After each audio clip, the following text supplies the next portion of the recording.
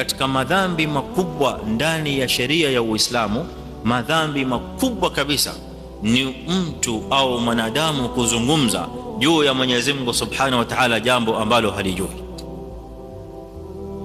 Aya inasema wa an taqulu ala Allahi ma la ta'lamun.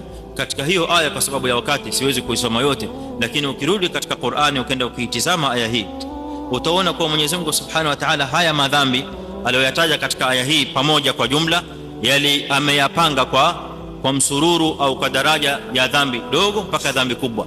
Aya tamko hili au aya hii ya mwisho wa an taqulu ala Allahi ma la ta'lamun likaja mwisho kabisa, kuonesha kwamba hilo ndilo dhambi la juu kabisa au kubwa kabisa katika madhambi yaliyotajwa katika aya hiyo. Kwa mwanadamu anapozungumza ala Allah, juu ya Mwenyezi Mungu, juu ya sheria ya Mwenyezi Mungu na mtume wake, ma la ta'lamuna, yale msiyojua, anafanya madhambi makubwa kabisa. Sio haya mambo ya